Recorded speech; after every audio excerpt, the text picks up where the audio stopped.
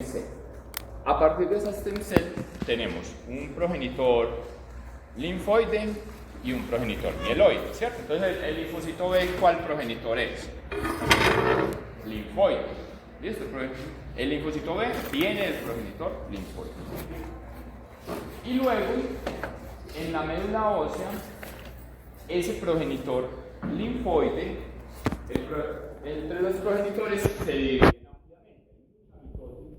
en el progenitor linfoide. Y posteriormente, a partir del progenitor linfoide, se dividen siguen dos estadios, que son el pro-B y el pre-B. ¿Listo? En estos estadios pasan muchas cosas, muchachos, que en este curso no nos vamos a enfocar. O sea, en este curso de inmunología no se va a enfocar en esos dos estadios previos a la maduración del linfocito B, que son el pro-B y el pre-B. En esos estadios, ¿qué pasa? El linfocito B empieza a tener algunas moléculas características de su membrana. ¿Cómo lo son estos? El CD43, el CD19 y el CD10. Eso no se lo tienen que saber de memoria, eso no se los vamos a preguntar. ¿Listo? Pero entonces lo que ustedes tienen que saber es que hay unas moléculas de membrana que lo van a diferenciar de las otras células. O sea, van a haber otras células que se están diferenciando hacia linfocitos T. Entonces, según las moléculas de membrana, es que se empiezan a ver estos progenitores. O sea, si yo hago un extendido de médula ósea y veo las células de la médula ósea, a ojo no puedo decir, ay, vea, este es un pro-B y este es un pre-T. No hay forma de diferenciarlos. La única forma es mediante las proteínas de la membrana. ¿Listo? Y no solamente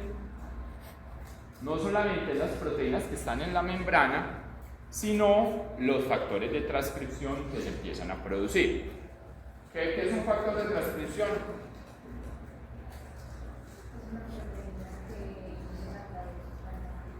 Que induce la transcripción. Y los factores de transcripción normalmente están en el citoplasma y pasan al núcleo, ¿cierto? Entonces, todo eso se puede medir mediante citometría de flujo. Entonces, con la citometría es que uno puede decir qué célula es. En una aspirada médula ósea no hay forma. Y bueno, el descubrimiento, lo que les mandé ayer, el descubrimiento de los linfocitos T reguladores, que ese fue el premio Nobel. Eso no pasó el año pasado, eso ya venía desde antes de los 90. Desde antes de los 90 se pensaba que había otro tipo de linfocitos, aparte de los linfocitos CD4 y CD8. Entonces ellos empezaron a ver que había precisamente, ¿cómo se empezó a descubrir esto? Precisamente a través de un factor de transcripción que se llama FOXP3. Ese factor de transcripción, pues primero descubrieron la proteína y después se dieron cuenta que esa proteína era un factor de transcripción. Luego asociaron ese factor de transcripción a enfermedades, a personas que tenían mutaciones en ese factor de transcripción, en FOXP3. Y esas personas en FOXP3 sufrían enfermedades autoinmunes. Entonces de ahí fue donde empezó la conclusión de que si a la gente le daba una enfermedad autoinmune era porque estaba fallando la regulación del sistema inmune. Y a partir de ahí empezó todo ese descubrimiento de los linfocitos T reguladores. Y por eso se lo dieron a 3 personas, pero seguramente participaron muchos más. Esos fueron los líderes de los grupos de investigación y seguramente los que más publicaciones realizaban. Pero no fue una publicación, son muchas. O sea, el descubrimiento de los linfocitos T es mucho, son muchos artículos hasta llegar al conocimiento de los linfocitos T regulados. En los linfocitos B también hay linfocitos B reguladores, ¿ves? Pero nosotros no nos vamos a enfocar en eso. Listo, entonces, conclusión. Esos dos estadios, el pro-B y el pre-B, son estadios donde la célula va cambiando las proteínas de membrana. En el pre-B, que es si vemos algo muy interesante, y es que en el pre-B la célula empieza a producir su receptor. El receptor de los linfocitos B se llama receptor de célula B. El nombre es muy intuitivo.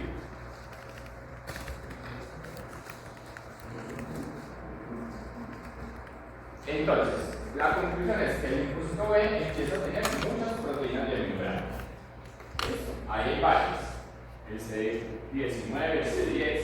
El CD19 es muy importante, ya lo vamos a ver más adelante.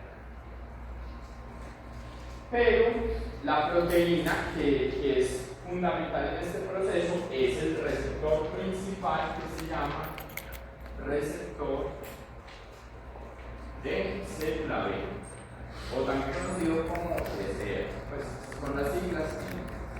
Entonces, en el estado de pre-B se produce el BCR. El BCR es el receptor. ¿Listo? Esa proteína que hace las veces del receptor también da la casualidad que es un anticuerpo.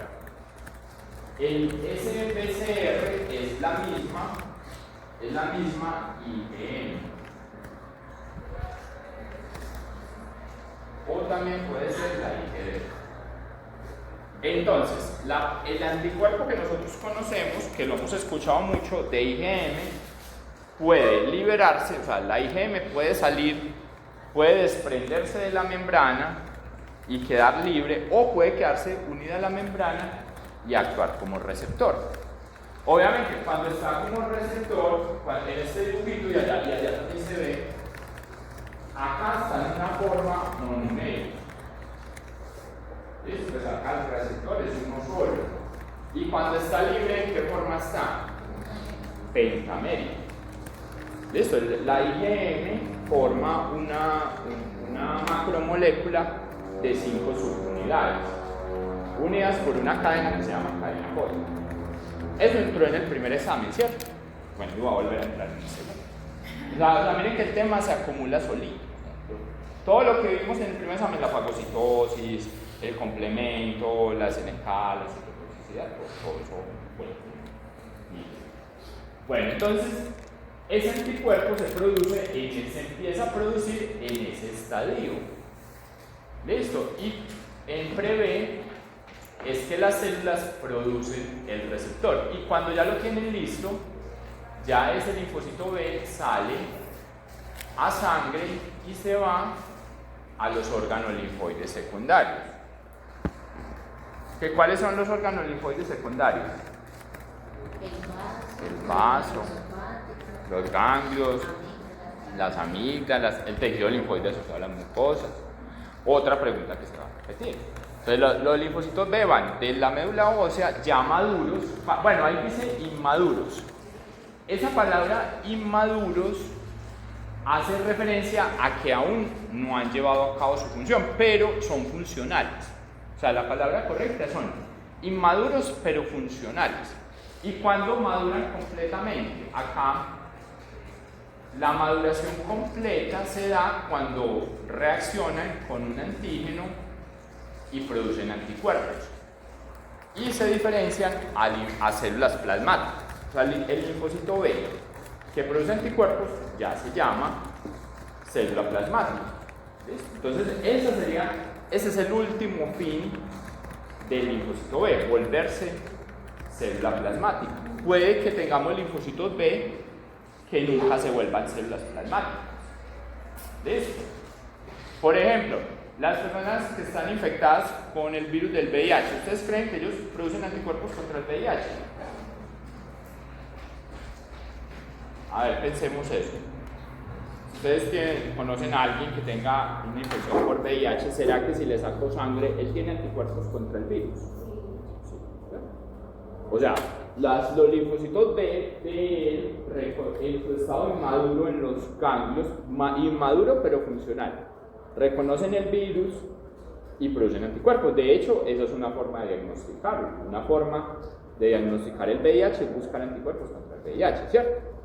Pero pueden haber personas que no se infecten con el virus del VIH y nunca produzcan anticuerpos contra el virus del VIH ni tengan células plasmáticas. Bueno, porque no existe vacuna, no hay una vacuna contra el VIH. Entonces hay personas que pues no hay vacuna y puede que nunca se infecten contra el virus del VIH. ¿Qué pasa con esos linfocitos B que reconocen el virus del VIH? Quedan ahí en los ganglios o en las mucosas, pues en los órganos linfoides secundarios, ahí esperando. Y puede que se muera la persona y esos linfocitos B nunca se volvieron células plasmáticas. ¿Listo? Entonces, no todos los linfocitos B llegan a ese punto final de ser célula plasmática, solo los que tenemos retos. ¿Listo? Bueno, entonces miren pues que esa es la parte general. Entonces se producen en la médula y llegan a los ganglios, y en los ganglios esperan a volverse célula plasmática o no. Bueno, lo interesante pasa acá en este estadio de pre-B. En el pre-B es donde se produce el BCR. Entonces resulta que hay un dogma que se llama el dogma central de la biología molecular. ¿Qué dice ese dogma? Que tenemos el ADN que sigue, ARN y las proteínas. Esto es el dogma de la biología molecular. O sea que hay un gen, ese gen se transcribe y ese transcrito se traduce, ¿cierto? Entonces, en principio tenemos que por cada proteína hay un gen. ¿Cierto? O sea, esa es como la idea. Hay un gen que codifica para el color de los ojos.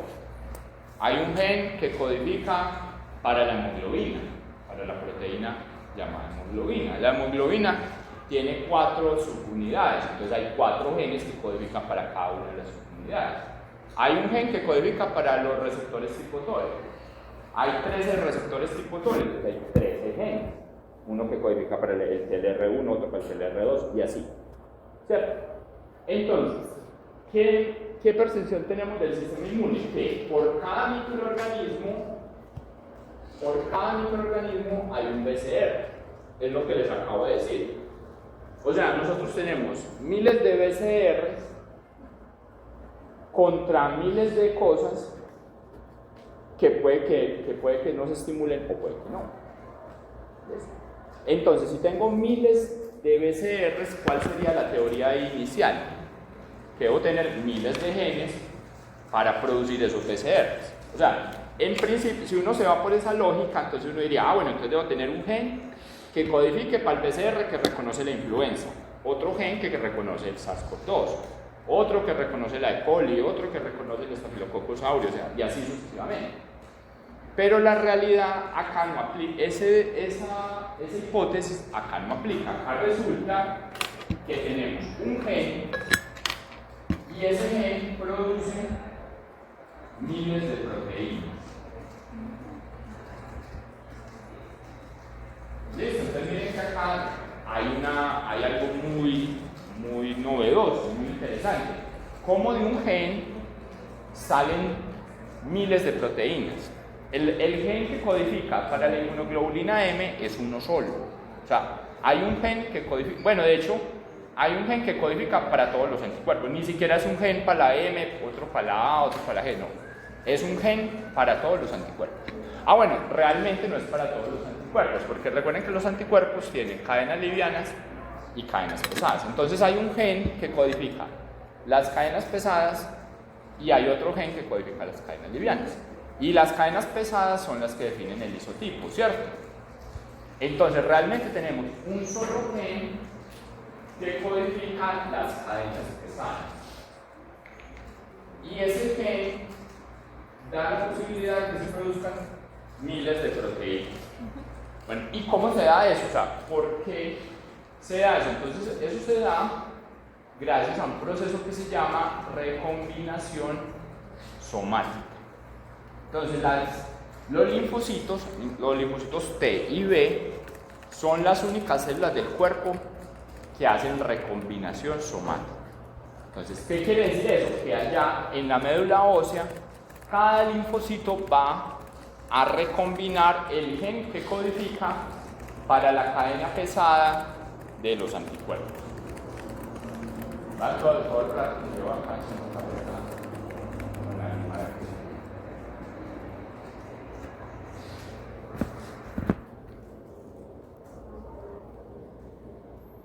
Listo, entonces, ¿qué va a pasar en el gen? Bueno, ya lo vamos a ver en la siguiente diapositiva.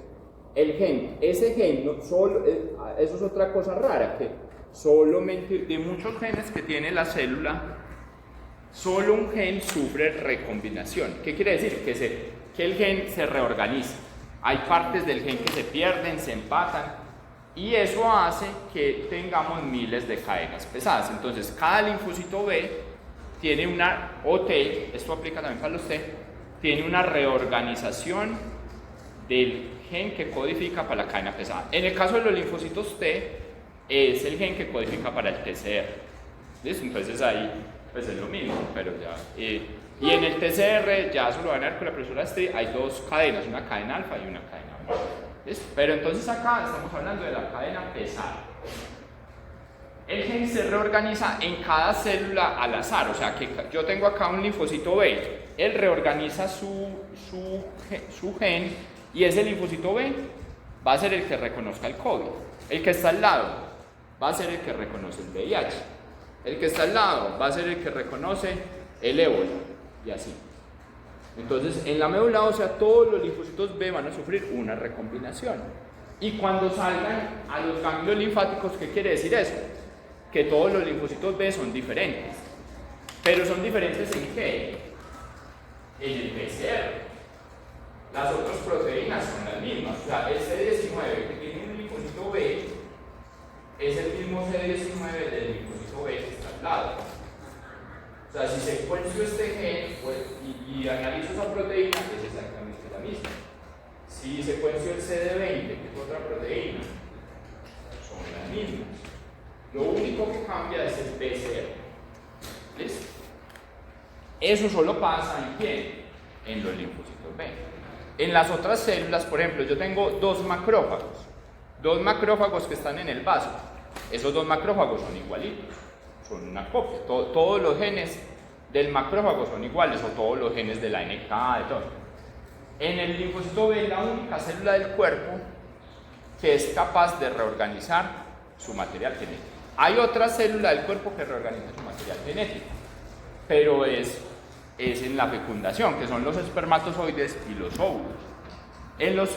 Cuando se fusiona el espermatozoide con el óvulo, hay un momento de recombinación. Cuando se está dando el entrecruzamiento de las hebras del DNA, ahí se pueden recombinar el material genético. Y por eso es que todos somos diferentes. Por eso es que es muy difícil encontrar dos personas con la misma cara, o sea, en algo van a cambiar. ¿Por qué? Por esa recombinación. Entonces, aquí es muy interesante que solo se recombinan las. Entonces, ese proceso se llama recombinación somática y se da en el estadio de pre-B antes de salir. Aparte, ocurre algo también que se llama selección positiva y negativa. Listo, entonces miren, acá está el mismo dibujito. Entonces tenemos este estadio de pre-B. Acá se expresa el receptor y se reorganiza. Este proceso se llama recombinación. Y en el caso del linfocito B se da en la médula ósea. ¿Listo? Esa reorganización en el caso de los linfocitos T se da en el timo. Por eso decimos, recuerden que nosotros decíamos muy fácil, si los linfocitos T maduran en el timo, pero ¿qué es madurar? Madurar es producir el TCR, ¿listo? Y seleccionar el repertorio. Entonces luego viene un paso que se llama selección del repertorio, ¿listo? Luego pasa como célula inmadura, pero funcional, y luego se diferencia a célula plasmática.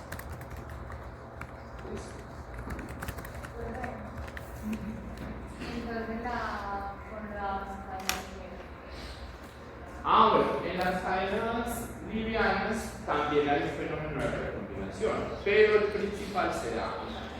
Ya vamos a ver en un esquema que la recombinación es menor. Entonces, ¿qué era lo de la selección positiva y la negativa? Esto ya lo vamos a ver. Entonces, la selección del repertorio, también llamada selección positiva y negativa, es que en la médula ósea ese BCR, miren, entonces, el DNA, tenemos una hebra de DNA que se desorganizó y produjo un gen especial para cada célula. Ese BCR, entonces, puede reconocer cualquier cosa.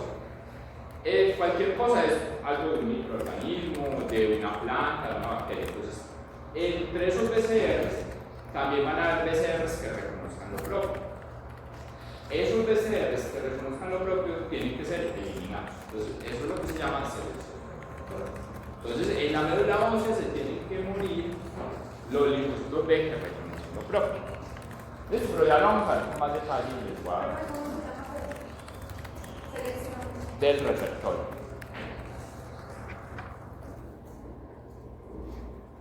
Listo, entonces miren, como les digo, miren, hay muchas moléculas en el estadio de prevé, pues por eso esto uno lo tiene que aprender. Y la idea es que en ese estadio de prevé es cuando se empieza a producir la inmunoglobulina M y se da la recombinación.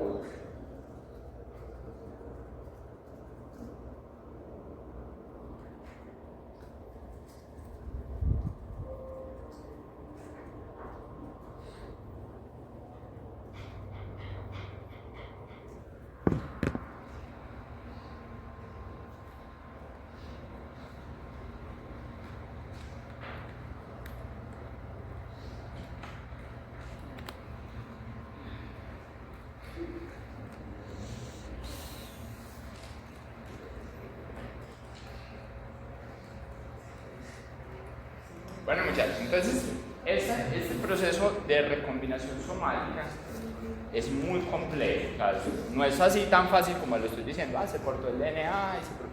Eso es un proceso muy complejo de explicar. Entonces vamos a mirarlo de forma general. Entonces, vean, acá está el dibujito de cómo es un anticuerpo, ¿cierto? Que eso ya lo vieron. Entonces aquí tenemos el esquema de la cadena pesada. Entonces, un anticuerpo son dos cadenas pesadas y dos cadenas livianas, ¿cierto? Entonces, para todo esto hay un gen, ¿cierto? Hay un gen que codifica la cadena pesada y otro que codifica la cadena liviana. Y recuerden que dentro de las cadenas livianas y pesadas hay un pedacito que se llama la región variable. ¿Listo? O sea, esta parte, la cadena pesada tiene una parte variable y la cadena liviana también una parte variable. Ese pedacito del gen es lo que realmente se recombina, no se recombina todo el gen. O sea, realmente hay una recombinación en esas partes, en las regiones variables de ambas cadenas. Dentro de esas partes variables hay regiones hipervariables. No nos vamos a ir hasta allá. Entonces, ¿qué pasa en ese gen? Pasa lo siguiente, miren, yo tengo el gen que codifica para esa cadena pesada. Es muy largo, es un gen extremadamente largo. Entonces, en la parte variable, lo que acabamos de ver, ese pedacito que corresponde a la parte variable, que no es todo el anticuerpo, sino va ese pedacito de acá arriba. Ese pedacito se divide en tres regiones, unas que se llaman V, otras que se llaman D, y otras que se llaman J. Listo, entonces el gen tiene tres pedacitos en su región variable. Estamos hablando solamente de la región variable. Esos pedacitos hay varios fragmentos, no digamos pedacitos, varios fragmentos. Entonces del fragmento V hay varios, del D hay varios y del J hay varios.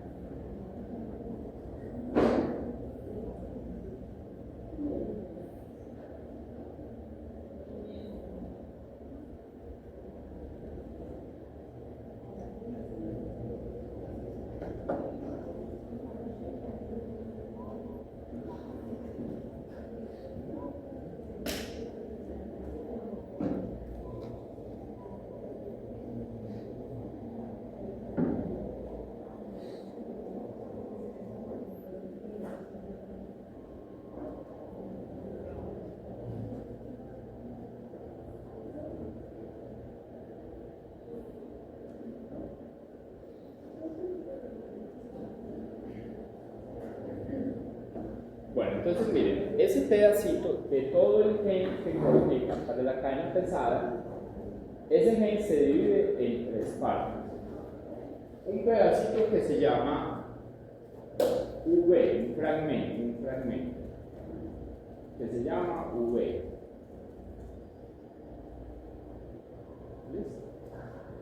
De ese fragmento realmente hay 45 pedacitos.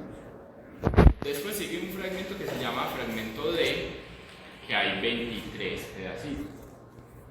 Y luego hay otro fragmento que se llama fragmento J, que hay 6.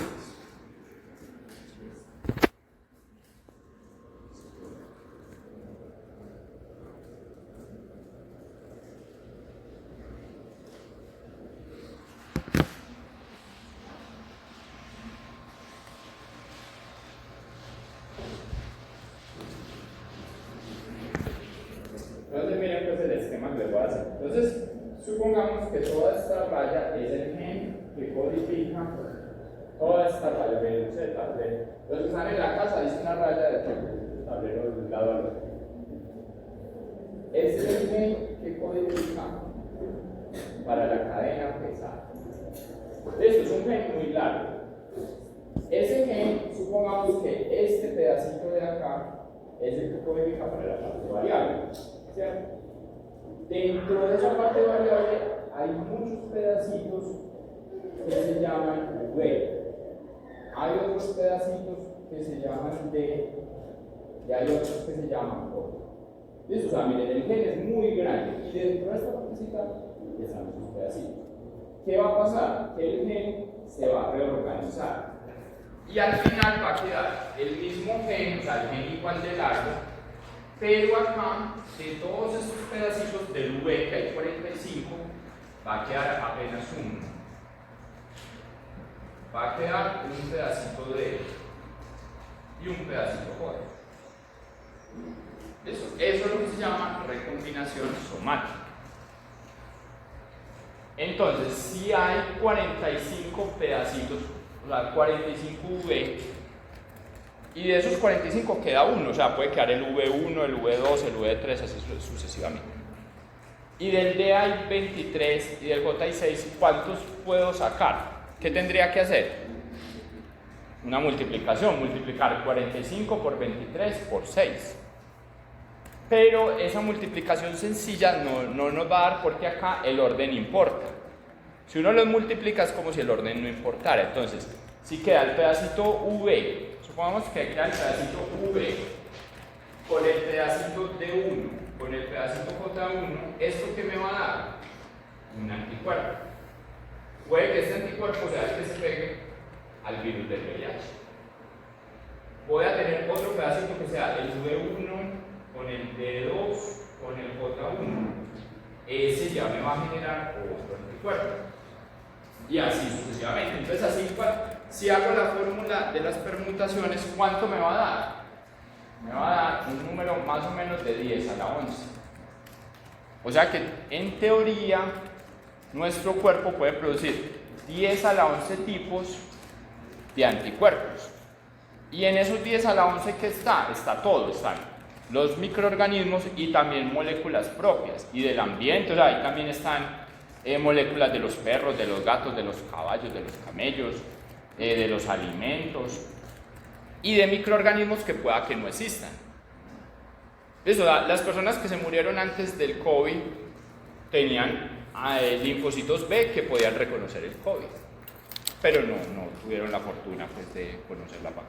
Pues, no tuvieron las vacunas de RNA, pues de pronto se hubieran muerto con el COVID, mentira, no. Porque ya estaban muy viejitos, ¿no? Bueno, no. Entonces, la cosa es que...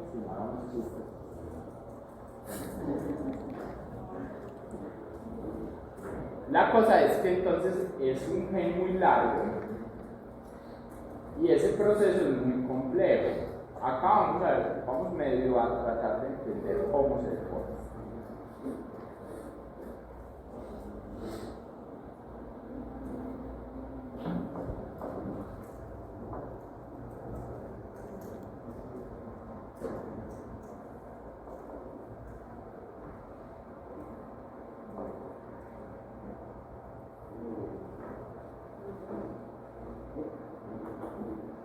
entonces miren este videito. Bueno, entonces miren el videito aquí representa lo que les estoy diciendo. Miren, toda esta partecita representa ese pedacito de la región variable. El resto sería la región constante. Listo, entonces, miren que acá muestran eso. Supongamos que acá ponen del B hasta el N, pero este N es 45. Y este D es, ¿cuánto? 23. Bueno, yo tampoco me sé los números de memoria. La cuestión es que hay muchos y J hay 6. Bueno, entonces miren lo que va a pasar en el estado de pre-B. El DNA va a empezar a hacer unos círculos.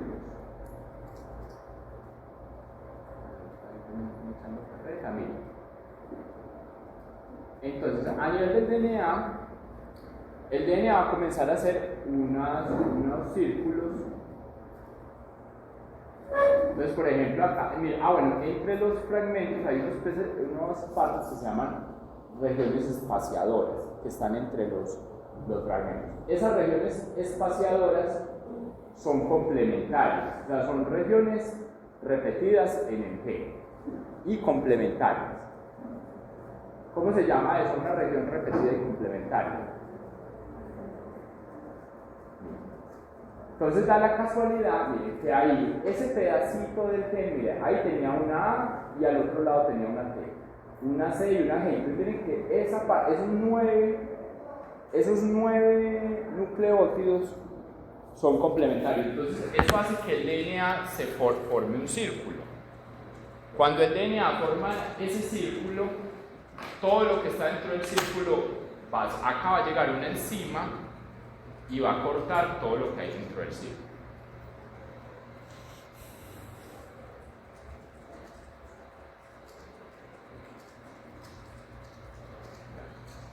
Entonces miren, ahí van a llegar esas enzimas y van a cortar todo lo que está. Entonces miren que acá, todo lo que estaba en D2 y antes de J3 se perdió. Todo ese DNA se va a perder. Y después el gen se va a empatar acá. Entonces el DNA va haciendo todas esas rondas, hace muchas rondas hasta que queden uno de cada uno. ¿Y qué pasa con el resto de DNA? Se pierde, queda así, eso se llama DNA circular. Ese DNA queda ahí en el núcleo y pues no se sabe exactamente si tiene alguna función, pero en principio se pierde. ¿Listo? Eso se llama el círculo de excisión. Y estas proteínas que vienen y cortan, ¿cómo se llaman las proteínas que cortan el DNA?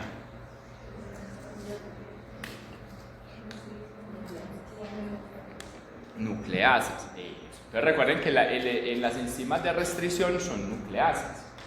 Entonces vienen unas nucleasas y cortan. Esas nucleasas se llaman RAC1 y RAC2. Eso quiere decir recombinasas. Esas enzimas van a cortar donde se formaron los heptámeros y los nanómeros. Aquí se formó esa estructura de 9 y acá de 7, y ahí llegan las enzimas y cortan, ¿cierto? Resulta que las enzimas de restricción que uno utiliza cortan en extremos adhesivos.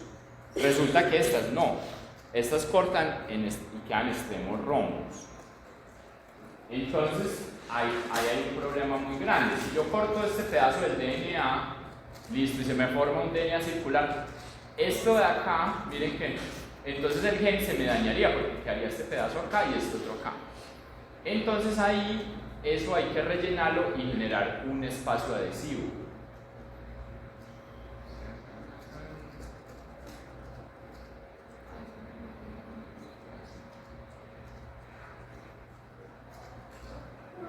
Bueno, ese pedazo, miren que ahí muestran que se fusionó el D, es rellenado por una DNA polimerasa. Entonces llega una DNA polimerasa y forma unos extremos adhesivos. Y con los extremos adhesivos vuelve y se pega el gen. Entonces cuando se pega, ya va a quedar, eso pasa varias veces y queda el gen recombinado. Eso, miren en este dibujo, acá están mostrando, bueno, aquí falta todavía que se pierda un pedazo, porque aquí dice B1, B2, D2, J3. tiene que quedar uno de cada uno.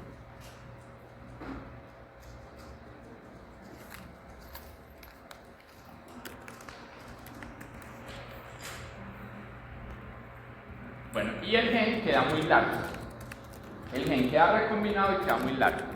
Y después se produce un transcripto, un RNA mensajero así de largo. Y ese RNA mensajero sufre splicing. Y hay un splicing que se llama splicing alternativo. Y por splicing alternativo se sacan todos los anticuerpos. El A, el M, el G, el D. ¿Listo? Entonces, la parte variable sufre recombinación y la parte constante sufre splicing. Y cada anticuerpo cada isotipo de anticuerpo es un pedazo que se va en el splicing. Y ahí no importa, por eso el gen es el mismo. Entonces, si yo tengo un anticuerpo IgM, si yo tengo una infección y produzco IgM, cuando produzca la inmunoglobulina G, es el mismo anticuerpo, o sea, la región variable se mantiene porque ya fue recombinada. En cambio, las otras regiones se producen por el splicing, o sea, a nivel del RNA mensajero. Miren pues que es muy complejo, muchachos. Toda esta carreta era pues como para mostrarles de dónde salía, pues que no era magia. Listo, entonces miren, aquí ya queda el transcripto primario, como les digo, con una parte variable de cada uno. Y aquí, pues, con estas letras, esta mu es la M, esta es la G. Entonces, luego aquí ya se da el splicing, porque esto es RNA mensajero. El splicing, ¿dónde se da el splicing? El splicing se da en el núcleo y se forma algo que se llama el spliciosoma. Y el spliciosoma genera el transcripto y ese RNA mensajero sale del núcleo y ¿para dónde se va? A los ribosomas, y ahí ya se traduce a proteína.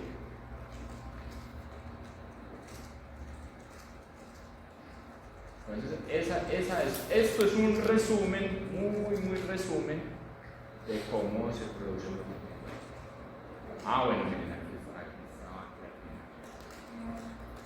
está. Entonces, miren, acá estamos mostrando eso, que aquí quedó un transcripto con la partecita mu, esto sería la inmunoglobulina M.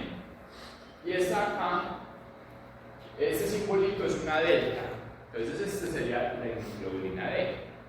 Y son iguales en la porción variable, pero son diferentes en la porción constante, que cambió en el splicing. Pero son diferentes con el resto de anticuerpos que tenemos nosotros. ¿Listo?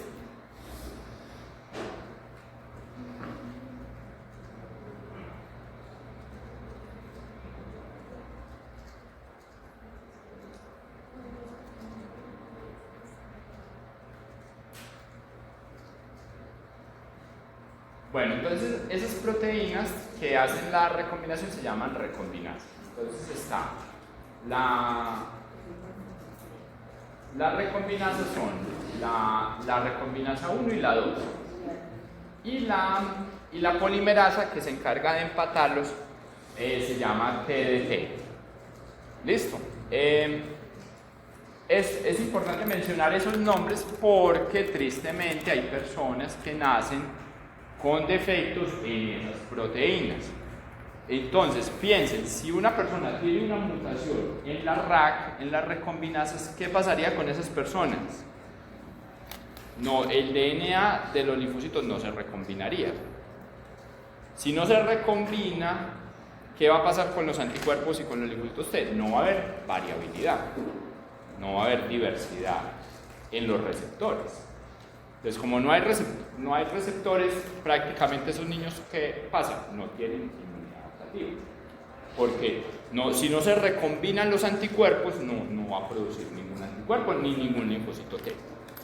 Entonces, eso es grave. Y eso pasa. O sea, entonces una persona que por alguna cosa al nacimiento no tenga esa proteína, ya es algo supremamente grave. Entonces puede faltar todo, puede faltar la RAC1, puede faltar la RAC2 o puede faltar la TDT. Cualquiera de esos tres errores en el estado de pre-T o de pre-B va a generar una inmunodeficiencia que se llama inmunodeficiencia combinada severa. Y esos son los que también se llaman niños burbujas. Ustedes, si ponemos en Google niños burbuja,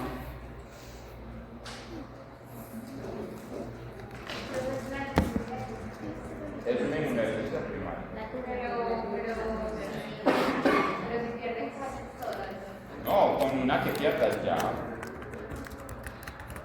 Con la RAC, con cualquier. Entonces, esas son imágenes que miren que son como antiguas. Ya, obviamente, eso ya no sirve, pero miren, primero los aislaban así.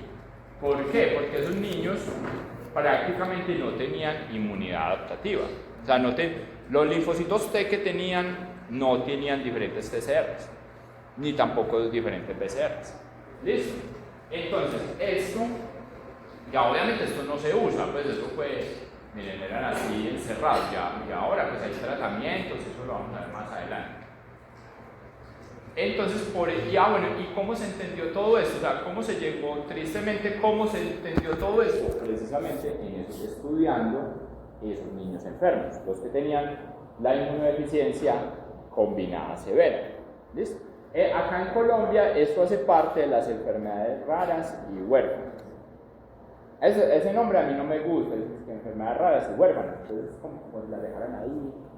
Y eso es un problema muy grande porque el sistema de salud no destina los recursos suficientes para eso. Bueno, ¿qué más desea decir de acá?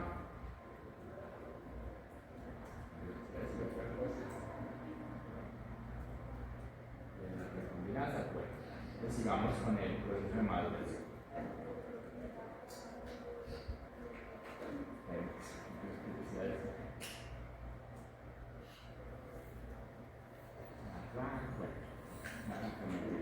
En todo caso, todas pueden fallar. Obviamente, esas no son enfermedades muy frecuentes, pues esas mutaciones se dan en el momento de la fecundación.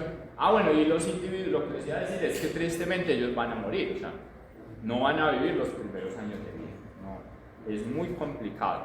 ¿Cuál sería la única posibilidad? La única posibilidad sería hacer un trasplante de médula ósea. Entonces sería borrar la célula madre hematopoyética, o sea, de alguna forma eliminar todo rastro de célula madre hematopoyética y hacerles un trasplante con unas células madre hematopoyéticas compatibles que estén buenas, y para que esa célula madre hematopoyética produzca los linfocitos T, B y B.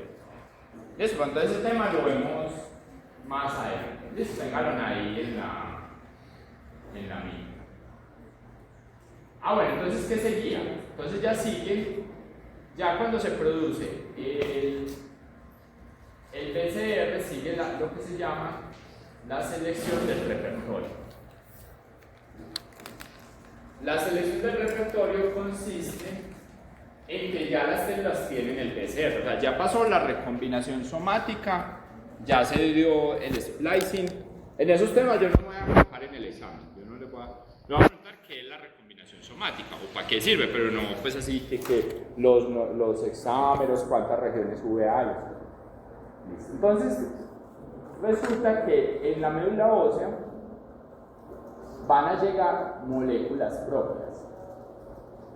O sea, igual a la médula ósea por la circulación van a llegar moléculas propias.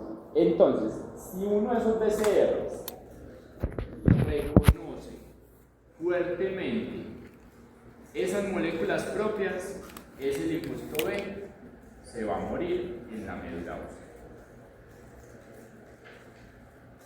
Y los que no reconozcan las cosas propias van a salir.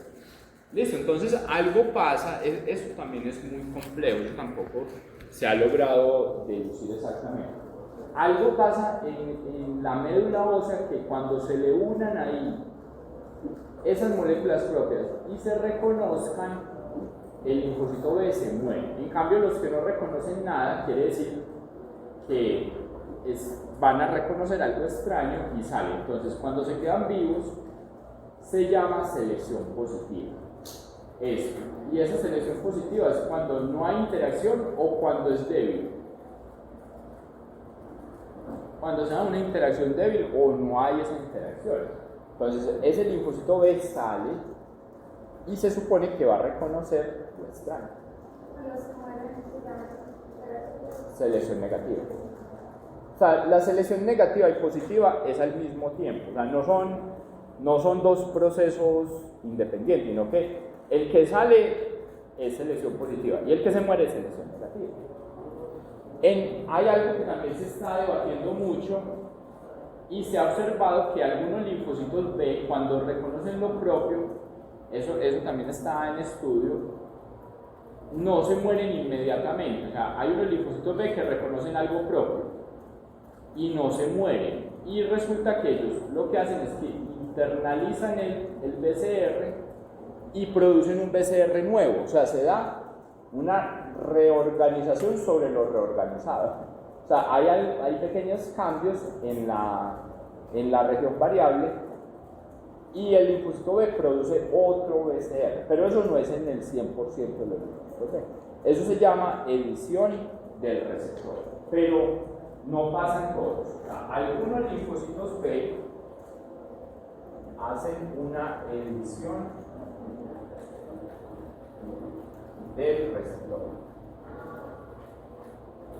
Entonces, luego se exponen a las moléculas y entonces, si no reconocen nada, o es un reconocimiento débil, ese linfocito B ya sale hacia los ganglios. ¿Y cuánto viven? Entonces, estas células miren, ya salen a los ganglios. Y como les dije, bueno, aquí miren que aquí hay un problema como en la traducción. Yo acá tengo imágenes del libro de Abbas traducido y sin traducción. Pero lo normal es que acá les digan inmaduros. Están como Petro, que la solución es quitarla ahí, bueno. No. Entonces, estas células salen funcionales pero inmaduros. O sea, alcanzan una madurez es cuando se activan. O sea, ahí también hay un problema como de traducción de los libros. Pero entonces salen inmaduros y se vuelven maduros ya cuando se activan con los microorganismos extraños, con los antígenos extraños. Y ahí sí se vuelven células plasmáticas. Bueno, pero entonces la pregunta es, este linfocito B, entonces yo les dije, sale y puede que nunca encuentre su antígeno extraño. Listo, nunca encuentren pues su tormento, bueno, no, su antígeno extraño. Entonces, puede que se queden ahí. Pero entonces, ¿cuánto tiempo se van a quedar? Resulta que estas células en los ganglios se quedan más o menos 5 años. Entonces ellas se quedan ahí. Si no llega el antígeno, se mueren. Y al parecer, ellas pueden dejar una célula hija y esa célula hija va a vivir otros 5 años. Y así sucesivamente. Y esas rondas son más o menos por ahí 5 rondas. Entonces, una persona que ya está muy mayor de edad ya está perdiendo esas rondas de producción. Y la cantidad de células que vienen de la médula ósea nuevas, entre comillas, es menos.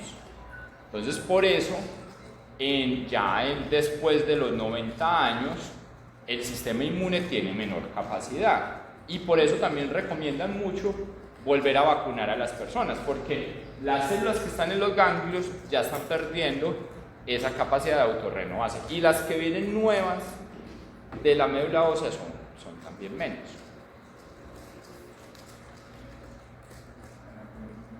Bueno, entonces ahora sí empecemos la clase. Sí, todo eso fue el preámbulo, fue la introducción. Bueno, vamos a dejar 5 minuticos para tomar agua, para que estiren, pero 5 minuticos, ok. Y ya vamos a ver cómo se activa el linfocito B.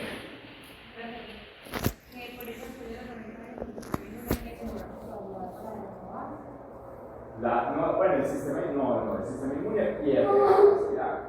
O sea, en los extremos de la vida, tanto en los primeros años de vida, sobre todo en el primero, y en los últimos, el sistema inmune tiene menos capacidad. ¿Y por qué? Porque hay menos capacidad. Primero, porque baja la producción en la médula ósea. Y las células que están en los ganglios ya no son infinitas. Es que las células no viven, antes viven mucho, 5 años. 5 años es mucho, inclusive hay autores que dicen que hasta pueden vivir 10 años. Pero se quiere una célula, ¿piensas cómo sería ese experimento? Yo hago un experimento para ver cuándo se muere una célula. Y en años. acá en la universidad con los trabajos. No, bueno, entonces 5 minuticos para que se estiren, para que tomemos agua. Son las 11:08, a las 11:08. Para los que están en la casa se pueden levantar. Llevarse la ventana.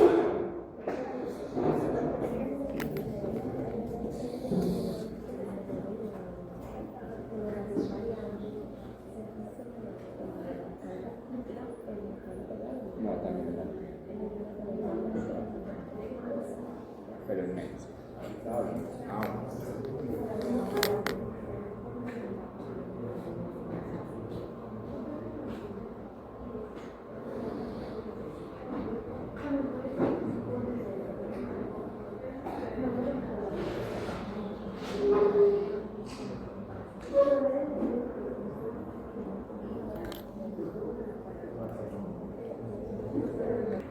Bueno, ya me acordé que era lo que les iba a decir. Entonces, devolviéndonos a la recombinación y a que se formaban esos circulitos. Entonces, vean, en el caso de esos niños, el niño que no tenga la RAC, o, sí, bueno, sobre todo la RAC, y bueno, y también las TDG, también va a haber el mismo problema con los círculos. Si no está en la RAC, no se van a formar ese DNA circular, ¿cierto? Porque no se está cortando, o sea, el DNA puede que sí forme el loop, pero no se corta, no se forman círculos. Entonces, ¿yo cómo puedo saber? Una forma rápida de saber si un niño tiene ese problema de la RAC o no es hacer una PCR de esos círculos. ¿Listo? Y resulta que eso se hace, y de hecho ya eso fue el año pasado, se aprobó como tamizaje neonatal buscar en todos los niños esos círculos. Entonces, un niño normal, si a todos los bebés recién nacidos yo les hago eso, deben de tener en los linfocitos muchos círculos, eso se llaman círculos de excisión. Debe tener muchos círculos de excisión. ¿Qué quiere decir eso? Que los linfocitos T y B están madurando bien. Y si no tiene círculos de excisión, quiere decir que posiblemente tenga un defecto en el RAC. Entonces ya ese niño hay que estudiarlo. Entonces es más barato, eso está supremamente demostrado, es más barato a todos los recién nacidos hacerle los círculos de excisión que esperar a que llegue un niño así enfermo, hospital en hospital, de este niño le dio una amigdalitis, este niño lleva 8 infecciones de oído al año, este niño lleva una gripa que ya lleva 2 meses con ella. Entonces, para el sistema de salud es más costoso atender a una persona que buscar eso. ¿Listo? Y eso se aprobó el año pasado, aunque también está difícil pues la implementación. Y eso ya se hacía en Estados Unidos y en Europa, solo que acá no se había implementado. Y como les digo, a pesar de que son enfermedades raras, estas son enfermedades donde la prevalencia es más o menos una entre 10.000 personas. Entonces uno dice, pues uno le da casi nadie, pero cuando uno empieza a hacer estos círculos de excisión, se va encontrando varios pacientes y eso pues es muy grave. Y no solo pues para el sistema de salud, sino para las personas. Pues imagínense la familia pues, que tenga un familiar así pues con este tipo de enfermedades. Bueno, entonces ahora sí vamos a ver, otro tema que van a repasar, que yo no les voy a hacer mucho énfasis, es los tipos de antígenos, ¿cierto? Ya vimos los tipos de antígenos, que son todos los tipos de moléculas, hay antígenos lineales y conformacionales y neoantígenos. Entonces yo esto no me voy a detener en eso. Voy a empezar de una vez con la activación.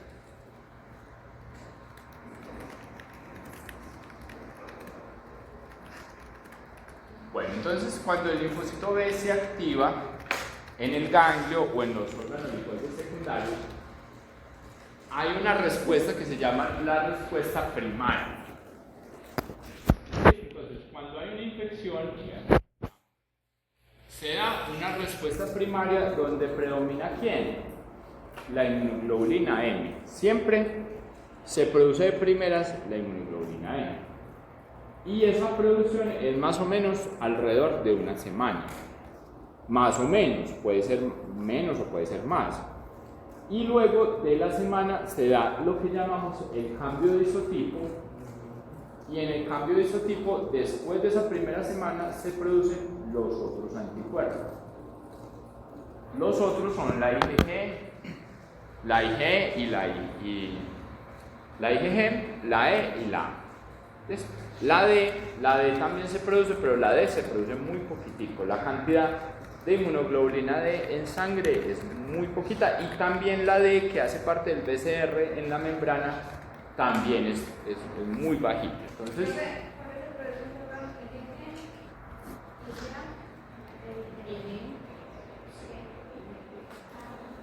las que se producen son la IgG,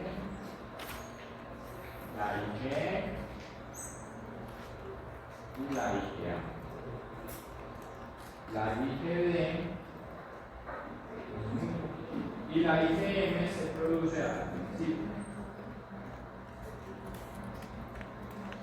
De hecho, hay personas que no tienen inmunoglobulina D, o sea, que uno les busca inmunoglobulina D y no tienen. Y son normales, o sea, no tienen más infecciones ni problemas pues, significativos de eso. Entonces, por eso la IgD no afecta significativamente pues, como la respuesta. Entonces, esa es la cinética normal, ¿cierto? O sea, yo tengo una infección, produzco un pico de IgM primero y luego uno de IgG, más o menos a los 7 días, y ya más o menos al mes, ya muchas de esas células se mueren y otras quedan como los linfocitos B de memoria. Cuando esos linfocitos B de memoria son reestimulados, empiezan a producir de una vez la inmunoglobulina G. No es que otra vez se vuelva a producir la IgM, sino si ya es una respuesta de memoria, de una vez se producen los otros isotipos. ¿El primer pico? G. Primero hay un pico de inmunoglobulina G de los 0 a los 7 días. Y después de los 7 días, la que más aumenta es la G. Y cuando hay una reinfección, no digamos reinfección, porque no necesariamente es un microorganismo, puede ser una alergia. Las personas que tienen alergia, entonces, si se exponen a la molécula que desencadenó la alergia, van a producir mucha inmunoglobulina E, sin necesidad de producir la inmunoglobulina M. Eso, la inmunoglobulina M es solo al principio. Los de memoria son ya como vuelven a producir en tu cuerpo. Pero la G Más. se vuelve y se genera un pico. Bueno, aquí no está la cantidad, pero aumentan significativamente. Pues, esto se mide en unidades internacionales, entonces se aumentan picos de hasta más de 1000 unidades internacionales. ¿Listo? Y luego es que pasa el estímulo, entonces vuelven a morirse muchas de esas células, se mueren y siguen quedando el pool de memoria.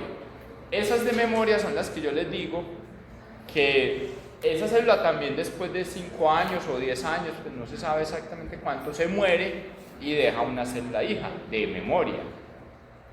¿Listo? O sea, si yo me vacuné, la vacuna del COVID, ¿hasta cuánto nos va a durar? Puede que hasta que tengamos 80 años o 90. Y ya en esa época se están muriendo todas esas células de memoria. Entonces ahí toca estimular de nuevo las vacunas. Pero puede que en el tiempo uno se vaya infectando durante toda la vida. Entonces, en el caso del COVID, pues puede que no se necesite una nueva vacunación, porque es que uno igual se está infectando constantemente. Bueno, entonces vamos a ver cómo se activa. Entonces, ¿cómo se activa el linfocito B? El linfocito B se activa de tres formas. Entonces, primero puede haber un reconocimiento directo. Luego puede haber una participación del receptor del complemento. Y luego el linfocito B puede actuar como célula presentadora de antígeno. Vamos a mirar las tres posibilidades. Entonces, lo primero es que el linfocito B se encuentre con el antígeno o con las sustancias. ¿En dónde se lo va a encontrar?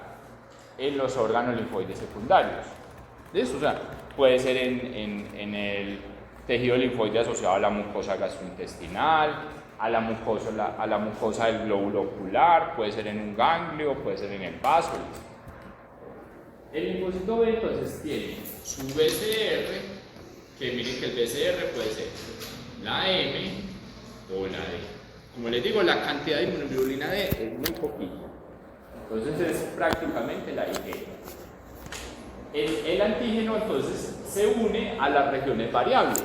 Eso fue lo que mencionamos, que por recombinación somática se producen esas regiones variables. Y entonces esa mera unión hace que se active unas vías de señalización y el linfocito B empieza a producir inmunoglobulina M. Esa primera activación, esos anticuerpos no tienen alta especificidad y tampoco alta avidez. Entonces ya vamos a ver en qué consiste eso. Recuerden que la avidez, eso lo vimos en el laboratorio. Ahí están los videos que no se han visto. Ahora se habla más que se habla y dice tantos estudiantes no se han visto los videos. La avidez es la fuerza con que el anticuerpo se une al antígeno. Y la especificidad es que si se una como tal a esa. Entonces, los primeros anticuerpos IgM que se producen son poco ávidos y poco específicos. Y esta respuesta, este estímulo inicial, no genera memoria. Ese linfocito B que reconoció el antígeno de esta forma no se va a volver una célula de memoria. Después se va a morir y ya. ¿Listo? En este proceso pueden participar las células dendríticas foliculares. ¿Dónde están las células dendríticas foliculares? Como su nombre lo dice. En los folículos.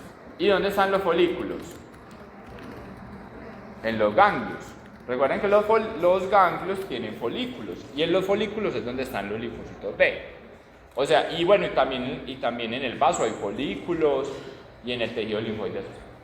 Entonces, las células dendríticas foliculares están en los folículos. Y resulta que esta es diferente, la célula dendrítica folicular es diferente a las otras, a las que mencionamos en las primeras clases. Esas vamos a llamar las células dendríticas clásicas. Y estas son las foliculares. Estas foliculares no fagocitan. Las células dendríticas normales son células fagocitas. Estas no. Estas lo que hacen simplemente es que tienen prolongaciones y en esas prolongaciones se acumula el antígeno. O sea, lo que hace la célula dendrítica es como algo físico.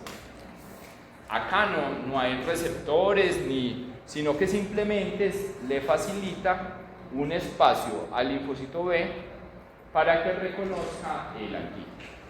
¿Listo? Entonces ahí, esa es la función de las células dendríticas foliculares, como favorecer la activación de los linfocitos. Tienen más funciones, pero no vamos a entrar pues con esos detalles. Estas células dendríticas también pueden liberar citoquinas, pero pues no vamos a entrar en esos detalles. Simplemente vamos a decir que ayudan a la activación del linfocito B. Ayudan. Y esto no es presentación antigénica. Las otras, las normales o las clásicas, sí hacen presentación antigénica. Bueno, ¿y qué antígenos activan el linfocito B de esta forma? Principalmente lípidos y carbohidratos. Entonces, ¿qué quiere decir eso, muchachos? Que contra los lípidos y carbohidratos, por lo general, no se genera una respuesta de memoria. Eso, una vacuna no va a ser un carbohidrato. Por eso la mayoría de vacunas, o bueno, no, la mayoría no, todas las vacunas son proteínas. Los lípidos y carbohidratos no van a generar memoria. ¿Listo? O sea, simplemente que siempre va a haber una respuesta rápida e inespecífica. Y la memoria, las vacunas, que es lo que genera la memoria inmunológica, siempre van a ser proteínas. Bueno, y las vacunas del COVID que eran RNA, entonces ahí por qué no aplica.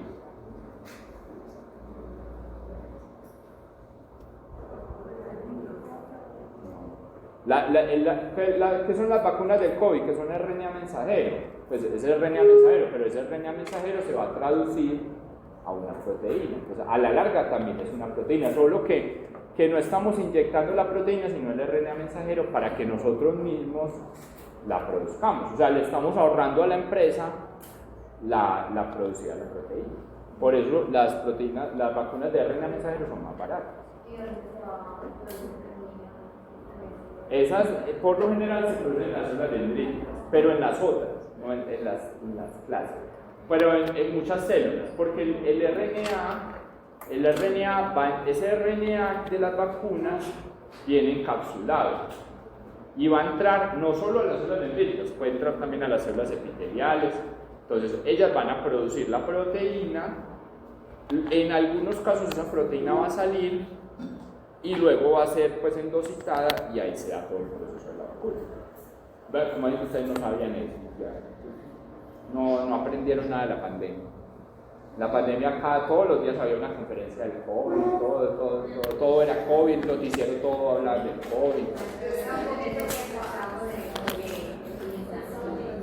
Estaban sin celular. Bueno, segundo mecanismo de activación. Son tres, ya vamos a ver. El otro mecanismo es muy parecido al primero, solo que acá ya puede ser una molécula o un microorganismo completo. Miren que acá estamos hablando de lípidos o carbohidratos, de moléculas puras. En la segunda forma de activación puede ser un microorganismo completo o también una molécula. Pero acá la molécula tiene unido el complemento. Y tiene unida, bueno, ahí lo taché, pero eso está bien, pero es para no enredar.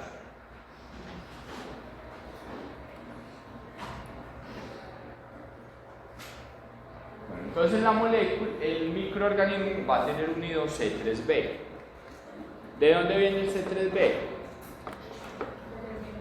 El complemento. ¿Y de cuál vía? Y en la alterna no hay C3b. ¿Y en la de las manos? O sea, que viene de todas las vías. En todas las vías hay C3b. Listo, entonces, no nos vamos a volver a explicar, bueno, digámoslo rápidamente. En la vía alterna, el C3b se pega solito por la hidrólisis en el agua. Entonces, a los microorganismos se les pega el C3b y ellos no tienen cómo removerlo porque no tienen ácido ciálico. Eso, o sea, que eso vuelve y entra en el examen, todo lo del complemento. Bueno, la mayoría. Listo, entonces el C3b se pega al microorganismo, ¿cierto? Entonces resulta que el linfocito B puede reconocer el microorganismo mediante ese C3b, porque tiene algo que se llama el receptor del complemento. Entonces, el receptor del complemento se pega al C3b. Y por otro lado está el BCR. Entonces el BCR por un lado reconoce otro antígeno, otro epítope de ese antígeno o de ese microorganismo, y por otro lado está el C3b. Entonces miren que hay dos uniones, como si el punto B, como lo vemos en ese dibujo, es como si agarrara el microorganismo o el antígeno con dos manos. Esa interacción entre el BCR y el receptor del complemento genera una activación mucho más potente en el linfocito B, donde ya se activan muchas más vías de señalización. Y notemos algo, al lado del receptor del complemento, que es este, que se llama el CR2, hay CR1 y CR2. Está la proteína C19, que esa es la que viene desde el estado de pre-B. ¿Listo? Y por eso les digo que es importante, porque está asociada al receptor del complemento y a otra proteína que se llama CD81. Entonces, todas estas proteínas van a activar segundos mensajeros o mediadores secundarios. Y esos segundos mensajeros van a activar factores de transcripción, y ahí es cuando se activa el linfocito B, cuando empieza a producir citoquinas o producir más anticuerpos. O sea, cuando decimos que una célula está activa, es porque está produciendo muchos RNA mensajeros de muchas cosas, de citoquinas, de otras proteínas de membrana. En el caso de los linfocitos B, producen anticuerpos. Listo, entonces esta activación es mucho más potente que esta. Acá simplemente participa el BCR. En cambio acá participa el receptor del complemento y las moléculas asociadas. Bueno, y hay otras también que se llaman inmunoglobulinas alfa y beta. La inmunoglobulina alfa es diferente de la inmunoglobulina A. Esas son otras fracciones similares a los anticuerpos, pero no reconocen antígenos, sino que están ahí cerquita del receptor del complemento. De esto también se han encontrado pacientes, o sea, también tristemente hay personas que tienen mutaciones en el CD19 y en el CD81. Y eso también genera pues inmunodeficiencias y esto no es tan grave, como lo de ahora, porque aquí que se ve afectado esta vía de activación y específicamente en los linfocitos B, o sea, una persona que le falte el CD19 se le va a alterar esta activación, pero el resto de cosas las tiene bien, entonces no va a sufrir tanto pues como en la otra enfermedad, en la inmunodeficiencia combinada severa. Bueno, y esto hace que se produzca principalmente inmunoglobulina M. Es lo mismo, solo que acá van a haber mayores cantidades de inmunoglobulina M. Y tampoco va a haber memoria inmunológica. Bueno, ahora sí viene el tercer escenario, que es el principal.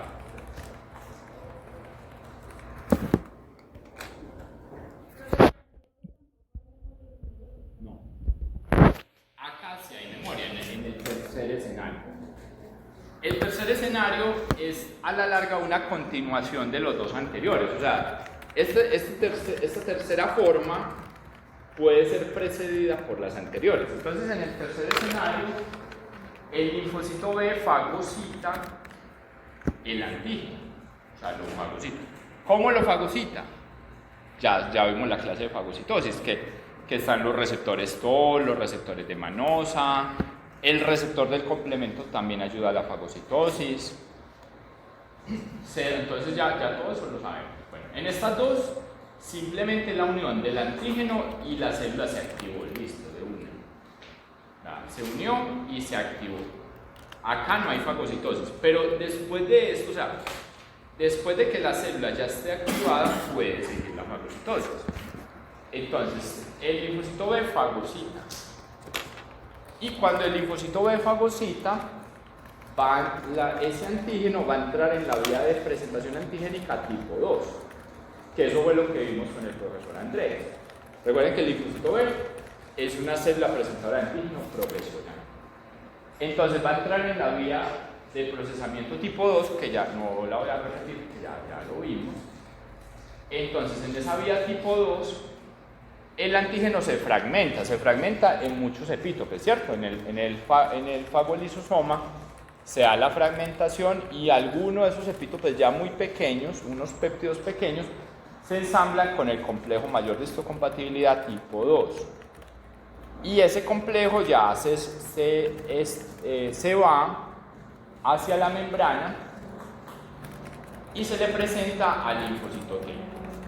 ¿A cuál linfocito T? Si este es el complejo mayor de histocompatibilidad tipo 2, ¿a qué linfocito T le presenta?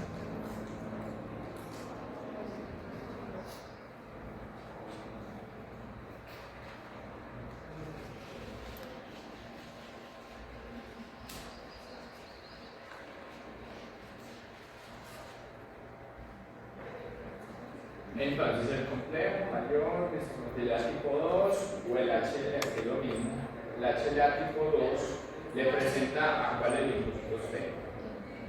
¿A qué subtipo de linfocitos T? A los CD8. Le presenta a los CD4.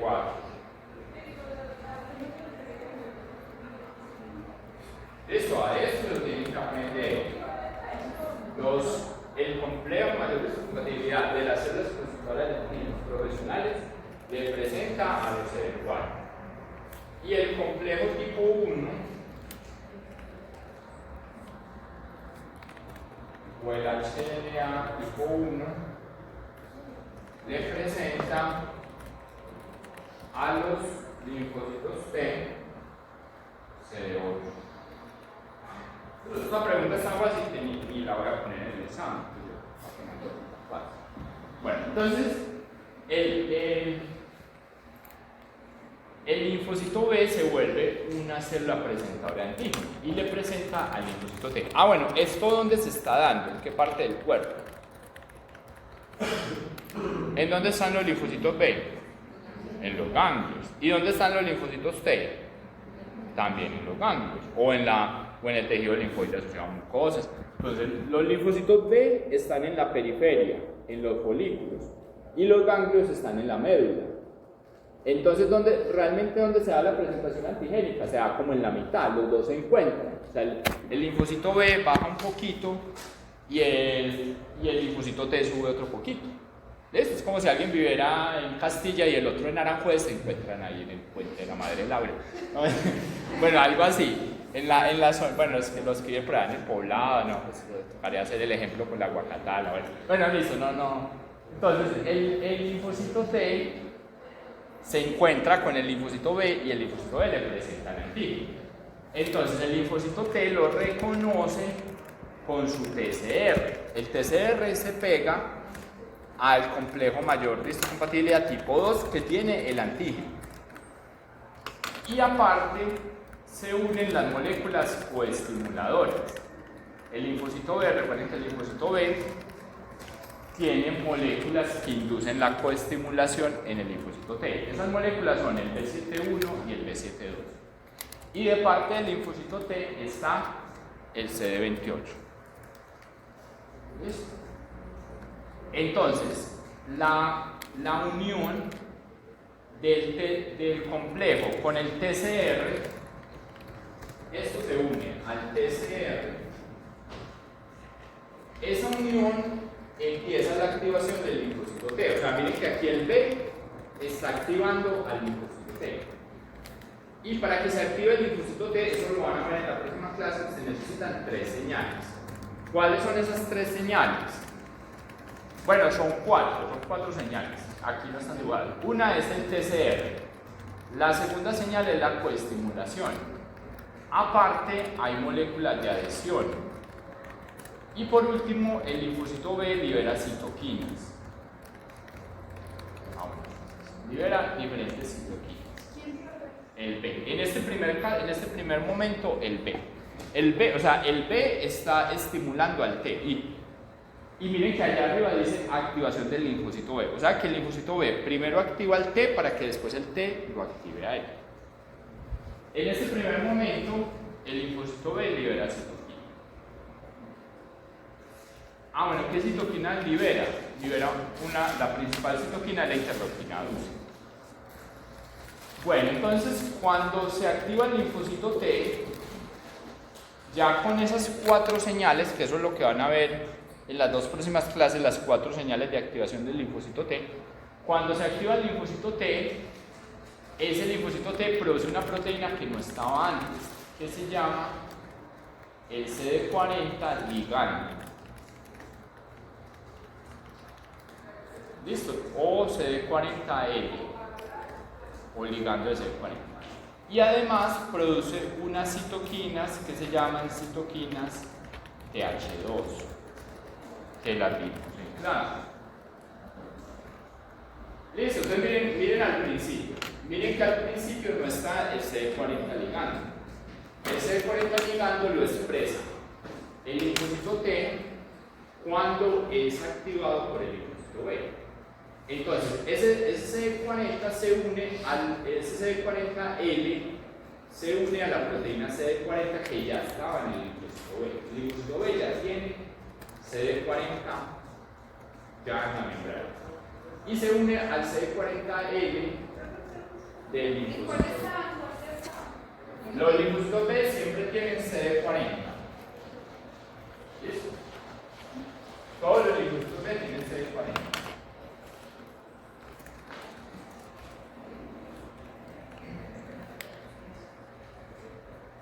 Entonces el linfocito B ya tiene el CD40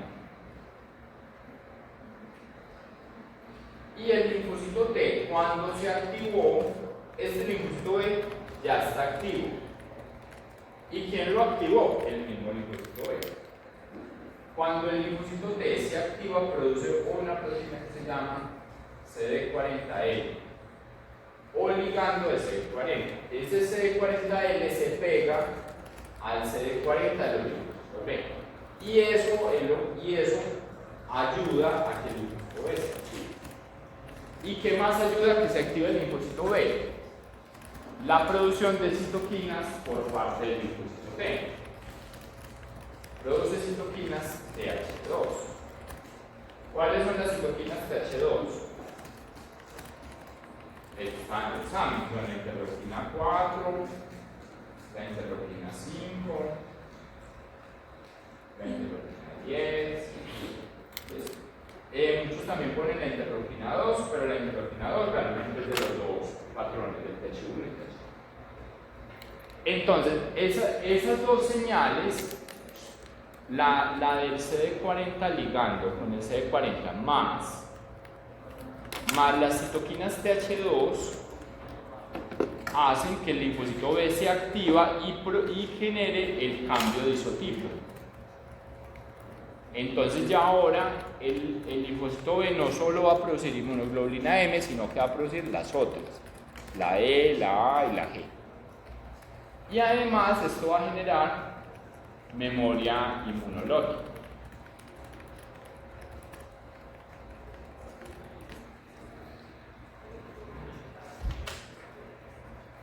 Y entonces, ¿qué es la memoria? La memoria es que ese linfocito B va a quedar grandes cantidades de ese linfocito B en los ganglios.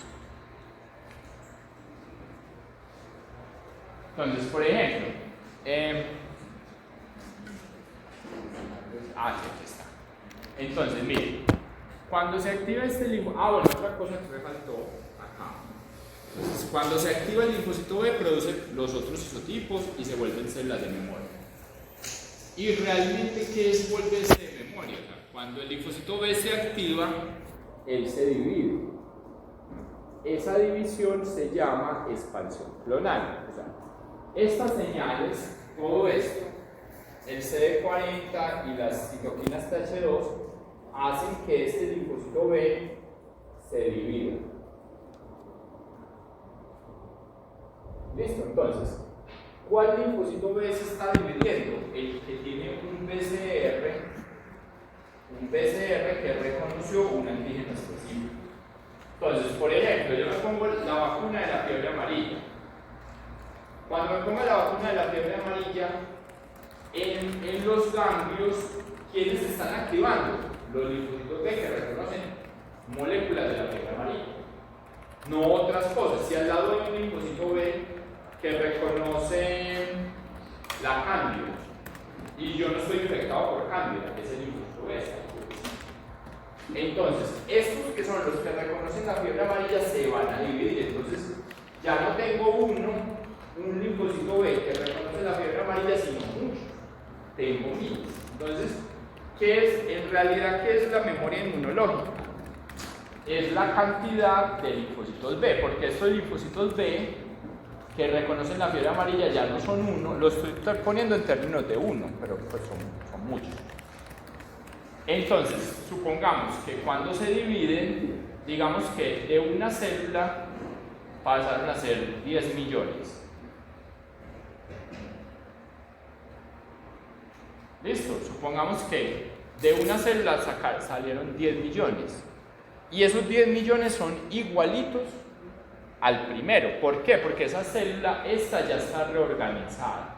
Ese DNA ya es reorganizado y no se va a volver a reorganizar. O sea, todas las otras son igualitas. Entonces, de esos 10 millones, todas van a empezar a producir los anticuerpos. Entonces, si yo me pongo la vacuna, voy a tener un pico de anticuerpos IgM y luego IgG. Y después las células se van a empezar a morir, pero no se van a morir los 10 millones. Supongamos que van a quedar ya la mitad. Entonces ya no quedo con una célula, sino, por decir algo, con 5 millones. 5 por 10 a la 6. ¿Listo? ¿Sí entendieron el concepto? Sí. Entonces, la memoria inmunológica es la cantidad de células, básicamente. Y cuando me dé fiebre amarilla de verdad, ya no tengo una célula, sino que tengo muchas.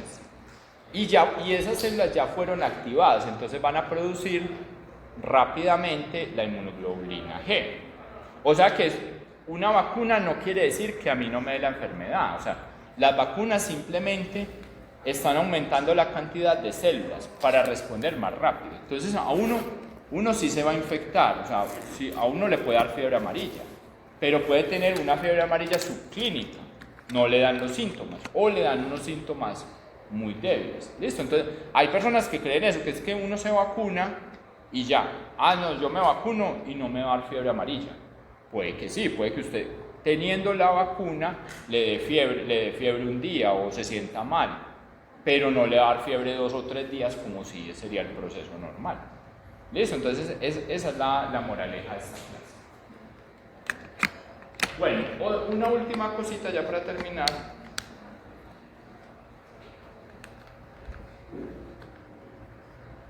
Listo, entonces miren la producción. Primero se produce la IgM, ¿cierto? Después se da el cambio de isotipo. Y eso es gracias a esto, al CD40 ligando y a las citoquinas. Pero ocurre algo extraño, y es que el anticuerpo mejora, o sea, el anticuerpo se vuelve más afín. Hay un incremento en la avidez de los anticuerpos. Entonces si ustedes se ponen a analizar, uno dice, ¿cómo si el anticuerpo, el BCR ya fue reorganizado? Ya no hay forma de reorganizarlo. ¿Se acuerdan de los pedacitos? O sea, ya está listo, o sea, ya no hay más que arreglar. Resulta que sí pasa algo muy interesante, y es que cuando se da ese ambiente inflamatorio, o sea, en el ganglio, el estímulo del linfocito T sobre el B lo estresa. O sea, cuando las células se están dividiendo, eso es un estrés. O sea, la célula se está dividiendo rápidamente.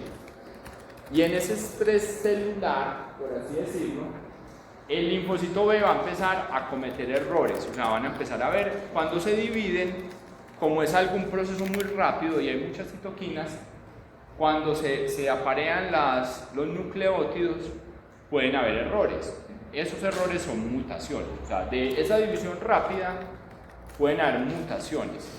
Y cuando hay una mutación, ¿qué suele pasar?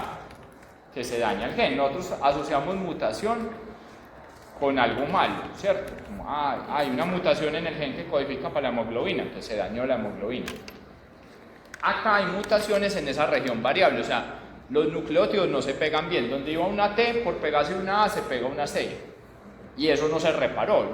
Las células tienen mecanismos de reparación, ¿cierto? Pero como esto es de afán, a la carrera estamos en una infección o en una vacuna, la célula queda así, queda con el error. Y lo que se ha visto es que los errores en la región variable, en la cadena pesada, esos errores mejoran el anticuerpo. O sea, hay un error, entonces, ¿a qué lleva el error? Si yo cambio un nucleótido, se cambia un aminoácido. Y ese cambio del aminoácido hace que el anticuerpo se vuelva tenga más avidez. Entonces, esos errores mejoran el anticuerpo. También lo pueden dañar, o sea, también se puede dar lo opuesto. Pero matemáticamente se ha visto que entre más pasa el tiempo, los errores en las regiones variables y específicamente en las hipervariables, estas son las regiones hipervariables, tanto de la cadena liviana como de la cadena pesada, mejoran el coeficiente de avidez del agua. Lo podrían dañar, pero antes lo mejoran.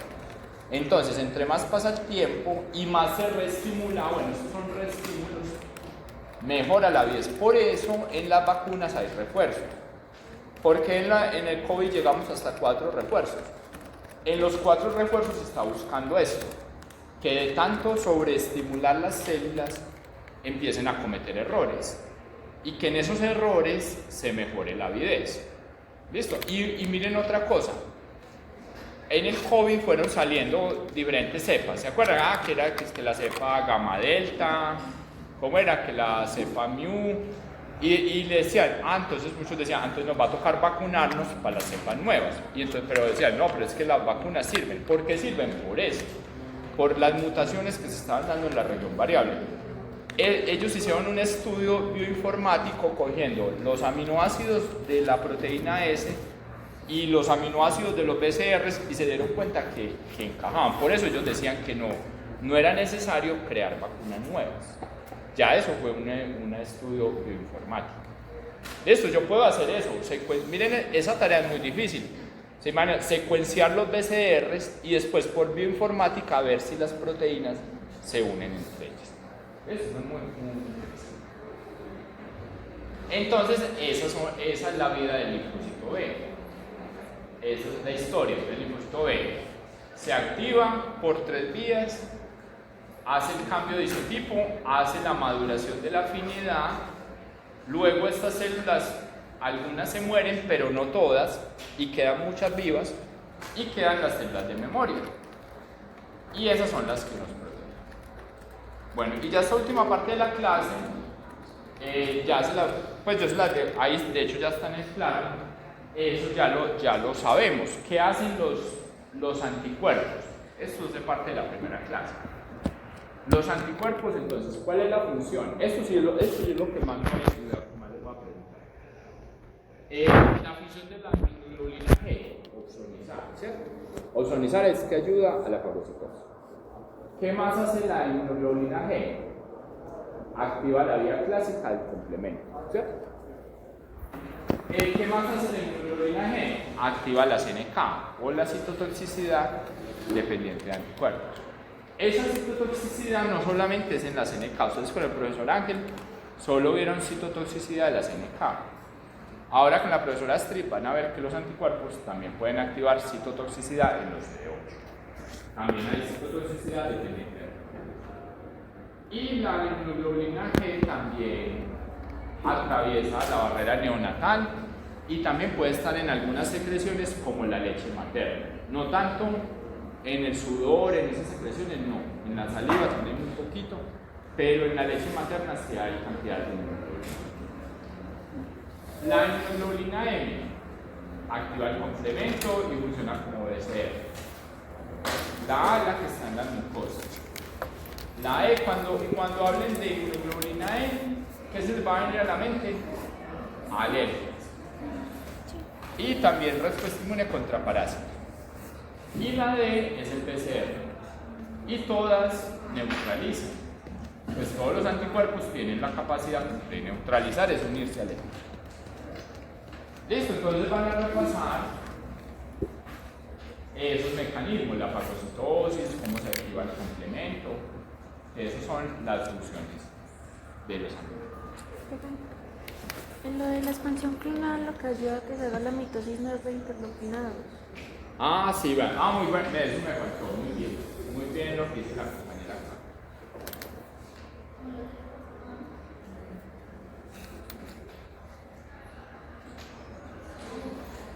Sí, acá en la activación del linfocito B participa también la interleuquina 2. Entonces, el linfocito B, aparte del CD40 y las citoquinas TH2, también está la interleuquina 2. Y también, ahí también puede haber un problema. Hay personas que no tienen interleuquina 2 o que tienen una mutación en el receptor.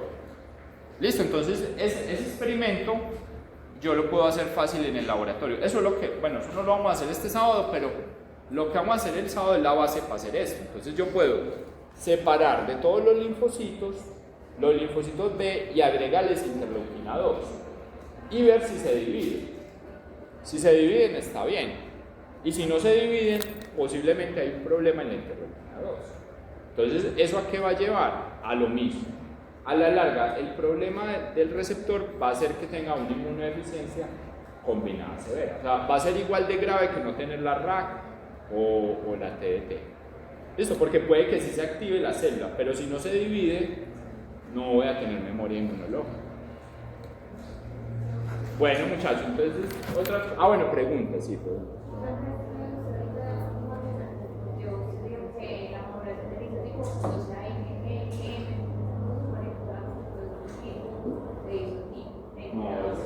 cambio de isotipo. O sea, los linfocitos B ya están produciendo IgM. Y en el cambio de isotipo se producen todos.